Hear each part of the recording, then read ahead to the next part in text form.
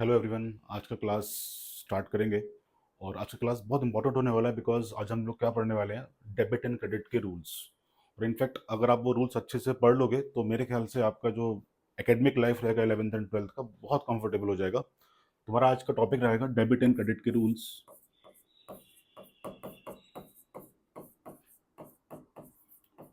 और मेरे हिसाब से जहाँ तक मुझे पता है कि बहुत सारे बच्चे इसी पार्ट में कंफ्यूज रहते हैं कि डेबिट क्या होगा, क्रेडिट क्या होगा, कब कौन सा अकाउंट डेबिट होना है, कब कौन सा अकाउंट क्रेडिट होना है। आई थिंक अगर आपको ये पार्ट क्लियर है ना, तो आपका जर्नल का पार्ट, लेजर का पार्ट, कैश बुक का part, trial balance, everything will be very clear to you. यानी इवन आपका जो 12th का जो अकाउंट्स रहेगा वो भी आपके लिए बहुत कंफर्टेबल हो जाएगा। तो हम आज वही करने वाले हैं। तो before going to this approach, there are two types like जहां पर आप क्लासीफाई कर सकते हो कि कब क्या डेबिट होगा, कब क्या क्रेडिट होगा। तो एक तुम्हारा ओल्डर अप्रोच है, और ओल्डर अप्रोच के हिसाब से हम लोग अकाउंट्स को तीन पार्ट में डिवाइड कर देते हैं। एक तुम्हारा रहेगा रियल अकाउंट, एक रहेगा पर्सनल अकाउंट और एक रहेगा नॉमिनल अकाउंट, है ना। एक रहेगा रियल अकाउंट, एक रहेगा पर्सनल अकाउंट और एक हमारा हो जाएगा नॉमिनल अकाउंट। अभी इस अप्रोच में आपके लिए डिफिकल्टी यहाँ पर ये आती है कि आपको क्लासीफाई करना पहले आना चाहिए ना कि कौन सा अकाउंट रियल होने वाला है, कौन सा अकाउंट पर्सनल होगा, कौन सा अकाउंट नॉमिनल होगा। और बहुत सारे बच्चों को ना इसमें बड़ा डाउट रहता है कि कौन सा अकाउंट कब पर्सनल होगा, कौन सा अकाउंट कब नॉमिनल हो जाएगा, कौन सा अकाउंट कब रियल रहेगा। तो फिर भी हम डिस्कस तो करेंगे इसको। तो सिंपल वर्ड में अगर मैं बात करूं कौन सा अकाउंट कब रियल है, तो पहले रियल अकाउंट की ही बात कर लेते हैं। तो आपके बिजनेस में जितने भी टेंजिबल एसेट्स हैं, मशीन हो गया, बिल्डिंग हो गया, प्लांट हो गया, फर्नीचर हो गया, जितने भी टेंजिबल एसेट्स हैं, जितने भी टेंजिबल एसेट्स,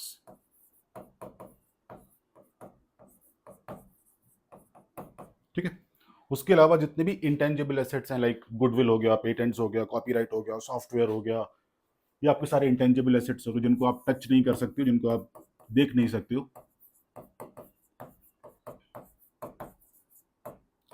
इवन आपका cash in hand, cash at bank, ये सारे अकाउंट रियल अकाउंट के अंडर में फॉल होते हैं।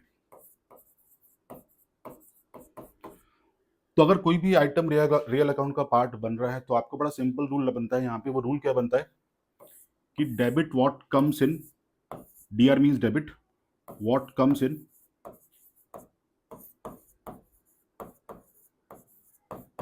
And credit what goes out,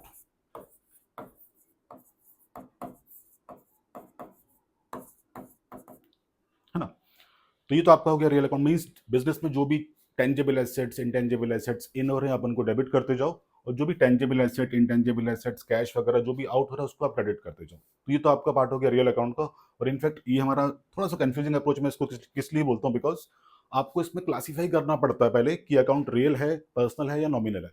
there are various account जिसको आप देख के क्लासीफाई बहुत इजीली कर देते हो, जैसे मशीन अकाउंट है, सबको पता है रियल अकाउंट है, बिल्डिंग अकाउंट है, प्लांट अकाउंट है, गुडविल अकाउंट है, everyone knows it is a real account. I think इसमें कोई एम्बिगुइटी किसी को भी नहीं आती है ना। बट आगे जाके कुछ आपको ऐसे अकाउंट्स के नाम सुनने को मिलेंगे जहां पर आपको क्लासीफाई करना डिफिकल्ट हो जाएगा कि अकाउंट कौन सा है, रियल है, पर्सनल है या नॉमिनल है ना। तो ये तो आपका हो गया रियल अकाउंट का पार्ट। अगर हम बात करें पर्सनल अकाउंट की,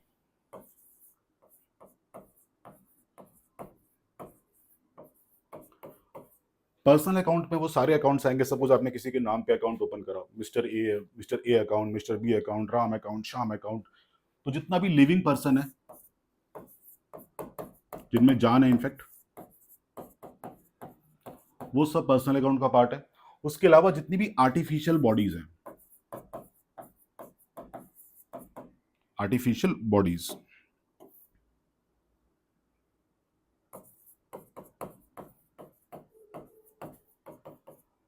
एक तो हो गया लिविंग पर्सन के लिए, एक हो गया आपका आर्टिफिशियल बॉडीज के लिए, जैसे ABC limited account, X Y Z limited account, आपके स्कूल के नाम का अकाउंट, है ना। ये सारे आर्टिफिशियल अकाउंट होते हैं। और एक होता है आपका representative personal account, representative personal account, है ना। एक बार डिस्कस तो करेंगे इसको। लिविंग पर्सन मतलब जिसमें जान है, सिंपल वर्ड में, जैसे राम अकाउंट, श्याम अकाउंट, मेरा अकाउंट, आपका अकाउंट, ये सारे लिविंग अकाउंट होते हैं, है ना। और इसको हम लोग नेचुरल पर्सनल अकाउंट भी बोलते हैं। आर्टिफिशियल में सारे अकाउंट्स आएंगे जिनमें लाइफ नहीं है, कंपनी के अकाउंट है ना। देन आपका स्कूल का अकाउंट हो गया, है ना। और रिप्रेजेंटेटिव अकाउंट वो अकाउंट होते हैं जो किसी और को रिप्रेजेंट कर रहा है। फॉर एग्जाम्पल इफ आई से आउटस्टैंडिंग सैलरी अकाउंट, तो आउटस्टैंडिंग सैलरी अकाउंट उन वर्कर्स को, उन लेबर्स को रिप्रेजेंट कर रहा है जिनका सैलरी आपने अभी तक पे नहीं किया है ना। तो अभी कोई भी अकाउंट अगर पर्सनल है तो rule is very simple, debit the receiver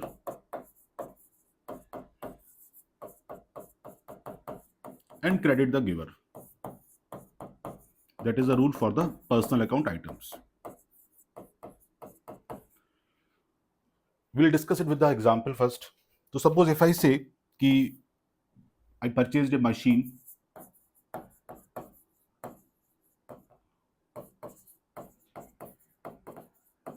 say for rupees 1 lakh from Mr. X on credit. Clear? तो लेट अस अज्यूम कि आपने मशीन क्रेडिट पे बाय करी है ना। तो लाइक इन दिस केस कौन कौन से दो अकाउंट्स इन्वॉल्व थे, एक तो आपका मशीन अकाउंट इन्वॉल्व है यहाँ पे, और एक आपका हो गया मिस्टर एक्स का account. And as we have discussed machine account एक टेंजिबल एसेट है, तो मशीन तो एक रियल अकाउंट बनेगा यहाँ पे भी। तो जो आइटम रियल अकाउंट के है वहां पे रियल का रूल, और मिस्टर एक्स तो एक लिविंग पर्सन हो गया तो ये पर्सनल अकाउंट बन गया। और जो आइटम आपके पर्सनल के वहां पे पर्सनल का रूल आपको अप्लाई करना होगा। तो रियल अकाउंट का रूल क्या बोलता है, debit what comes into the business, means what, if you purchase a machine तो बिजनेस में मशीन आपकी इन हो जाएगी, मतलब मशीन अकाउंट यहाँ पे डेबिट हो जाएगा। और पर्सनल अकाउंट क्या बोलते हैं आपको, debit the receiver credit the giver. तो who is giving us machine, mister X is giving us the machine ना, तो मिस्टर एक्स यहाँ पर क्या हो गया, आके क्रेडिट हो गया। तो ये आपका हो गया पर्सनल अकाउंट का पार्ट। बात करते हैं अभी नॉमिनल अकाउंट्स की। तो अगर आप नॉमिनल अकाउंट की बात करोगे, नॉमिनल अकाउंट्स में वो सारे अकाउंट्स इन्वॉल्व होते हैं जहां पर कोई भी रेवेन्यू एक्सपेंडिचर मींस व्हाट, जो एक्सपेंसेस आप रूटीन बेसिस पे करते हो, कोई भी रेवेन्यू इनकम्स मतलब ऐसी इनकम जो आपको बार बार हो रही है, जैसे सैलरी हो गया, रेंट हो गया, purchase of raw material, purchase of goods, sale of goods, interest received, rent, मतलब मींस व्हाट, सिंपल वर्ड में ऐसा कोई भी इनकम या एक्सपेंसेस जो आपको रूटीन बेसिस पे बिजनेस में होता रहता है ना। तो उसका रूल यहाँ पे क्या है, डेबिट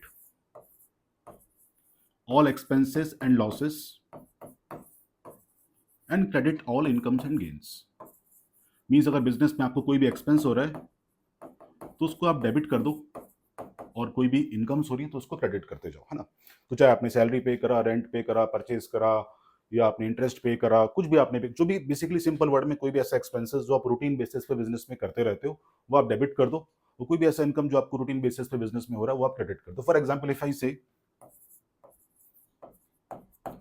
सैलरी पेड से रुपीज 1 लाख, तो देखो भी आपने बिजनेस में अपने एम्प्लॉयज को सैलरी पे किया है ना। तो if you pay the salary to the employees, तो यहाँ पे कौन कौन से दो अकाउंट्स इन्वॉल्व हो गए, एक तो सैलरी का अकाउंट हो गया, और एक आपका हो गया कैश, तो आपने पे करा ही होगा या कैश से या बैंक से पे करा होगा सैलरी, है ना। तो सैलरी आप एवरी मंथ पे करते हो अपने एम्प्लॉयज को, है ना। तो सैलरी अकाउंट कौन सा हो गया यहाँ पे आके, nominal account. Where as cash आपका रियल अकाउंट बन जाएगा यहाँ पे। तो जो अकाउंट नॉमिनल वहां पे नॉमिनल का रूल, और जो अकाउंट रियल वहां पे रियल का रूल। तो नॉमिनल का रूल क्या बोलते हैं आपको, debit all expenses and losses, means what, अगर आप सैलरी पे करोगे तो बिजनेस का एक्सपेंसेस है ना, तो एज पर दैट रूल आप इसको डेबिट कर दो लाके यहाँ पे। और कैश अकाउंट कौन सा अकाउंट बना यहाँ पे, रियल अकाउंट। और रियल अकाउंट का रूल क्या बोलते हैं आपसे, debit what comes in, credit what goes out, means what, अगर आप सैलरी पे करोगे तो बिजनेस से उतना कैश आउट करना पड़ेगा आपको, तो ये आपका हो जाएगा क्रेडिट आगे। तो ये तो हमारा हो गया traditional approach, you can say Indian approach, और you can say old approach, जो बुक्स में भी इनफैक्ट सारे बुक्स में मिलेगा आपको। बट मेरे हिसाब से ये अप्रोच थोड़ा सा कंफ्यूजिंग है। कंफ्यूजिंग क्यों है, बिकॉज आपको अकाउंट्स को क्लासीफाई करना पड़ता है पहले इसमें, बिकॉज आपको पता होना चाहिए कौन सा अकाउंट रियल है, कौन सा अकाउंट पर्सनल है, कौन सा अकाउंट नॉमिनल है। तो मींस अगर आपने क्लासिफिकेशन में गलती कर दी तो क्या होगा, आपका रूल आप गलत अप्लाई कर दोगे, वो एक्चुअली आपके पूरे सम को रॉन्ग करेगा। इनफैक्ट अगर आपका जर्नल रॉन्ग हो गया तो आने वाला लेजर गलत, ट्रायल बैलेंस गलत, फाइनल अकाउंट्स गलत, मीन सब कुछ आगे का पूरा अकाउंटिंग आपका वहां पे रॉन्ग होता है। तो सबसे बेस्ट मेरे हिसाब से जो अप्रोच है वो कौन सी है, मॉडर्न अप्रोच। मॉडर्न अप्रोच में ना आपको सिंपल यहाँ पे क्या है कि क्लासिफाई करने की जरूरत नहीं है आपको कि कौन सा अकाउंट रियल है, कौन सा पर्सनल है, कौन सा नॉमिनल है। ये अप्रोच सिर्फ 5-6 पॉइंट पे काम करती है। नंबर 1 पॉइंट, बिजनेस में अगर कोई भी एसेट बढ़ रहा है, कोई भी एसेट, चाहे वो मशीन है, बिल्डिंग है, प्लांट है, फर्नीचर है, गुडविल है, डेटर्स हैं, एनीथिंग, अगर वो बढ़ रहा है, आप अपनी आंख बंद करके उस एसेट को डेबिट कर दो। कुछ नहीं सोचना आपको। एनीथिंग, कोई भी machine, building, plant, debtors, anything अगर बढ़ रहा है, डेबिट करो उसको, कुछ सोचना नहीं है आपको। बिजनेस में अगर कोई भी एसेट अगर आपका कम हो रहा है, कुछ मत सोचो, आंख बंद करके उसको क्रेडिट कर दो। सपोज मशीन कम हो रही है, बिल्डिंग कम हो रही है, कैश कम हो गया, बैंक बैलेंस कम हो गया, डेटर्स कम हो रहे हैं, एनीथिंग, कोई भी एसेट अगर कम हो रहा है तो उसको आप आंख बंद करके क्रेडिट कर दो। थर्ड पॉइंट, बिजनेस में अगर आपकी कोई भी लाइबिलिटीज बढ़ रही है, कोई भी लाइबिलिटीज, बैंक लोन हो गया, क्रेडिटर्स हो गए, एनीथिंग, कैपिटल हो गया, है ना, बढ़ रहा है तो आप उसको क्रेडिट करो। फोर्थ पॉइंट, अगर बिजनेस में आपकी कोई भी लाइबिलिटीज कम हो रही है, एनी लाइबिलिटीज, चाहे वो कैपिटल है, चाहे वो क्रेडिटर्स है, चाहे वो बैंक लोन्स है, एनीथिंग, अगर वो फॉल हो रहा है, अगर वो कम हो रहा है, कुछ मत सोचो, उसको डेबिट कर दो। सोचो अभी आपका अकाउंटिंग का लाइफ कितना इजी हो जाएगा यहाँ पे, कि आपको क्लासिफाई करने की जरूरत ही नहीं है कि कौन सा अकाउंट डेबिट करना है, सॉरी, कौन सा अकाउंट रियल है, कौन सा अकाउंट पर्सनल है, या कौन सा नॉमिनल है। आपको सिर्फ इतना पता होना चाहिए कि वो एसेट है या लाइबिलिटी है। सिंपल वर्ड में, एसेट बढ़ रहा है, डेबिट करो, कम हो रहा है, क्रेडिट करो, लाइबिलिटी बढ़ रही है, क्रेडिट करो, लाइबिलिटी कम हो रही है, डेबिट करो, है ना। उसके अलावा सपोज बिजनेस में अगर कोई भी एक्सपेंसेस आप करते हो, सैलरी पे करना, रेंट पे करना, स्टेशनरी बाई करना, purchase of goods and all, अगर एक्सपेंसेस आपके बिजनेस में बढ़ रहे हैं, डेबिट करो। एक्सपेंसेस अगर कम हो रहे हैं, आपको पता है एक्सपेंसेस कम होना भी आपका एक काइंड ऑफ गेन होता है, और गेन आपको हमेशा क्रेडिट करने होते हैं, है ना। अगर बिजनेस में आपकी इनकम्स बढ़ रही हैं, बिजनेस में क्या हो रहा है, आपकी इनकम्स बढ़ रही हैं, क्रेडिट कर दो उसको। अगर आपकी इनकम कम हो रही है तो आपका लॉस है, तो उसको डेबिट कर दो।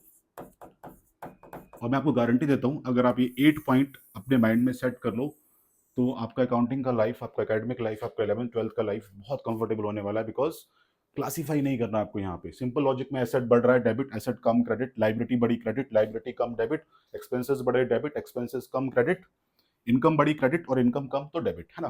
तो ये तो आपके हो गए मॉडर्न अप्रोच के रूल, और मेरा सजेशन ये रहता है बच्चों को कि ये रूल फॉलो करो, बहुत ईजी रूल्स हैं, है ना। अभी कुछ शॉर्टकट्स मैंने भी बनाए आप लोगों के लिए, और मेरे शॉर्टकट्स फॉलो करोगे तो आपके लिए और भी कंफर्टेबल होने वाला है अभी अकाउंटिंग का पार्ट। सिंपल लॉजिक में शॉर्टकट नंबर 1, बिजनेस में जब भी कैश इन हो रहा है, एनीथिंग, चाहे वो कैश में मनी इन हो, चाहे वो बिजनेस के बैंक में मनी इन हो, and one more thing, always think from business point of view, never ever think from the owners angles, है ना। बिजनेस में अगर कैश इन हो रहा है या बिजनेस के बैंक में मनी इन हो रहा है, देखो क्या हो ना, अभी अब एक सम, सपोज आप एक सम सॉल्व करने जाते हो, मोर देन हाफ सम में ना आपको कैश का इन्वॉल्वमेंट मिलता ही मिलता है, जिससे सैलरी पे कर दिया, रेंट पे कर दिया, फर्नीचर बाई कर लिया, गुड सेल कर दिए, है ना। तो आपको काफी सारे पार्ट में ना कैश या बैंक का इन्वॉल्वमेंट मिलता है।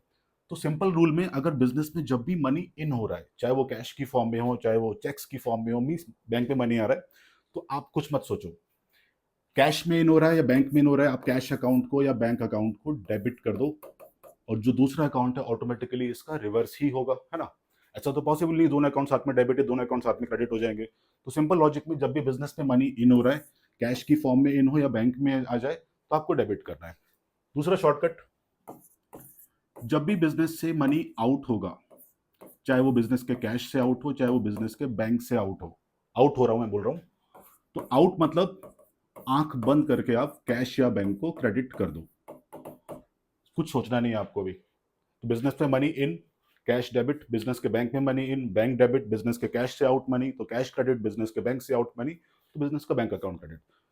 तो मैं आपसे बार बार वही बोल रहा हूँ कि वाइल सॉल्विंग द सम ना, आपको बहुत सारे पार्ट में कैश या बैंक का इन्वॉल्वमेंट मिलता ही मिलता है। और अकाउंट्स में ऐसा तो पॉसिबल नहीं है कि आप दोनों अकाउंट साथ में डेबिट या दोनों अकाउंट साथ में क्रेडिट करोगे। If you are able to identify only one part ना, तो दूसरा उसका अपोजिट ही होगा। नेक्स्ट थिंग, जब भी आप बिजनेस में गुड्स या कुछ रॉ मटेरियल वगैरह बाई करोगे, तो आप प्लीज उसके लिए परचेज अकाउंट यूज करो। कौन सा अकाउंट? Purchase account. तो keep a shortcut in mind, business में जब भी आप कोई, one more thing, goods are meant for resale purpose, है ना। तो भूलना मत इस चीज को, गुड्स और एसेट में डिफरेंस होता है।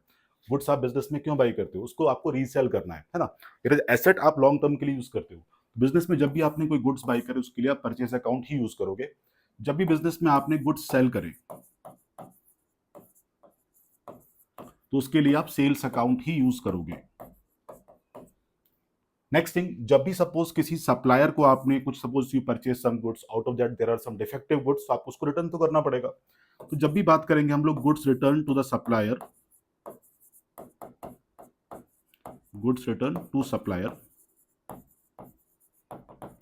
इस केस में आपको यूज करना है परचेज रिटर्न अकाउंट। कौन सा अकाउंट? Purchase return account.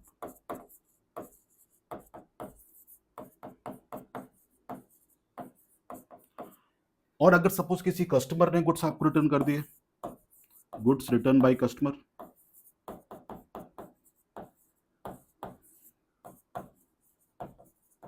तो उसके लिए आपको यूज करना है कौन सा account? Sales return account. You have to use sales return account. तो keep a shortcut in mind. ये जो 4 अकाउंट मैंने बताया आपको अभी, ये जो 4 अकाउंट है, ये जो चारों अकाउंट है बेसिकली ये आप सिर्फ और सिर्फ गुड्स के लिए ही यूज कर सकते हो। इन अकाउंट्स में कभी भी कोई एसेट नहीं आएगा। तो परचेज अकाउंट गुड्स परचेज के लिए, सेल्स अकाउंट गुड्स सेल करने के लिए, परचेज रिटर्न अकाउंट आपने जो गुड्स सप्लायर को वापस करे, एंड सेल्स रिटर्न अकाउंट जो कस्टमर आपको गुड्स रिटर्न करता है। तो ये तो आपके हो गए बेस्ट शॉर्टकट। तो सबसे best shortcut I think 1 and 2 है। जब भी बिजनेस में कैश इन होगा, कुछ मत सोचो कैश को डेबिट करो, दूसरा अकाउंट उसका अपोजिट। जब भी बिजनेस से मनी आउट हो रहा है, कुछ मत सोचो कैश या बैंक को क्रेडिट करो, दूसरा अकाउंट उसका अपोजिट, है ना? उसके अलावा keep one more point in mind, जब भी आप कोई एसेट्स बाई करोगे, मशीन, बिल्डिंग, प्लांट, फर्नीचर, उसमें जो भी आप इंस्टॉलेशन, जो भी ट्रांसपोर्टेशन वगैरह पे करते हो ना, वो आपको एसेट की कॉस्ट में ही ऐड करना है। फॉर एग्जाम्पल इफ आई से कि मैंने एक मशीन बाई करी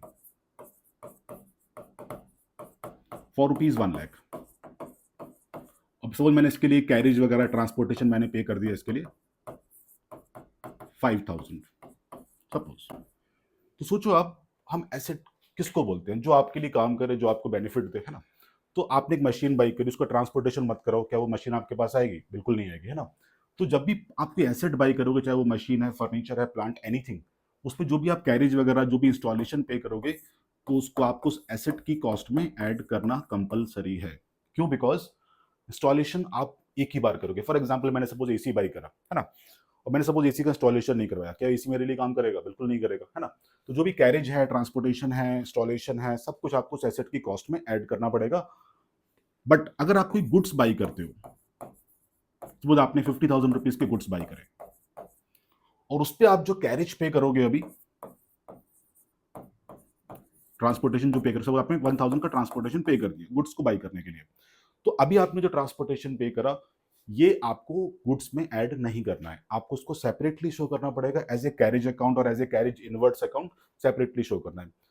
उसका रीजन क्या होता है एक्चुअली? तो मशीन में आपने जो कैरेज पे करा, it is a one time expenditure, because आप मशीन बार बार ट्रांसपोर्टेशन या बार बार इंस्टॉलेशन नहीं करते हो, तो वो एक कैपिटल एक्सपेंडिचर बन जाता है, तो मशीन की कॉस्ट में ऐड हो गया। बट यहाँ पे जो आप कैरेज पे कर रहे हो गुड्स के लिए, आप बिजनेस में गुड्स बार बार बाई करते हो। फॉर एग्जाम्पल आपका एक शॉप है, तो आपको गुड्स बार बार बाई करने पड़ेंगे, है ना? तो उसमें आपने जो ट्रांसपोर्टेशन चार्जेस पे करे, वो बिजनेस में आपका रेवेन्यू एक्सपेंडिचर्स बनता है, और इस केस में यही कैरेज क्या बन गया? Capital expenditure. Means what? ऐसे एक्सपेंडिचर जो आप बिजनेस में बार बार नहीं करते हो। तो मशीन का इंस्टॉलेशन लाइफ में एक ही बार, ये 10 साल में 20 साल में एक बार होगा, ट्रांसपोर्टेशन एक ही बार होता है ना? तो ऐसे एक्सपेंसेस आपको एसेट की कॉस्ट में ही ऐड करने हैं। But whenever we purchase the goods, तो प्लीज आप उस कैरेज को अलग से शो करोगे। अगेन मैं आपसे बार बार बोल रहा हूँ कि modern approach is somewhat more easier, because modern approach में क्लासीफाई नहीं करना। तो again I am repeating my words. मैंने आपको क्या क्या बोला? इंक्रीज इन एसेट अगर कभी भी बिजनेस में हो रहा है, एसेट को डेबिट करो। डिक्रीज इन एसेट कभी भी हो रहा है, एसेट को क्रेडिट कर दो। लाइबिलिटी बढ़ रही है बिजनेस की, लाइबिलिटी क्रेडिट करो। लाइबिलिटी कम तो लाइबिलिटी डेबिट। एक्सपेंसेस बढ़ रहे हैं तो आपका लॉस है, डेबिट कर दो। एक्सपेंसेस कम हो रहे हैं तो आपका गेन है, क्रेडिट कर दो। इनकम बढ़ी, क्रेडिट। इनकम कम, डेबिट। और सबसे बेस्ट शॉर्टकट जो मैंने आपको सिखाया आज वो क्या था कि मोस्ट ऑफ द सम में आपको कैश या बैंक का इन्वॉल्वमेंट मिलता ही मिलता है। बिजनेस में जब भी कैश इन हो रहा है, कुछ मत सोचो कैश अकाउंट को डेबिट करो, दूसरा अकाउंट उसका अपोजिट। बिजनेस में जब भी मनी आउट हो रहा है, चाहे कैश से आउट हो चाहे बैंक से आउट हो, कुछ मत सोचो, कैश या बैंक को क्रेडिट कर दो, है ना? बच्चों आज के लिए इतना ही रखेंगे, और आई होप आपको सारे डाउट्स क्लियर हो गए। फिर भी आपको कुछ डाउट है तो कमेंट सेक्शन में आप डाल सकते हो। और I will be ready to help you any time. और आई थिंक ये वीडियो आप चाहो तो बाकी बच्चों से भी शेयर कर सकते हो, सबका हेल्प हो जाएगा इसमें। और अगर आपको वीडियो अच्छा लगा तो प्लीज़ लाइक करो, शेयर करो, सब्सक्राइब करो अपने फ्रेंड्स के साथ। I think sharing is caring, I what I feel. Okay, good bye.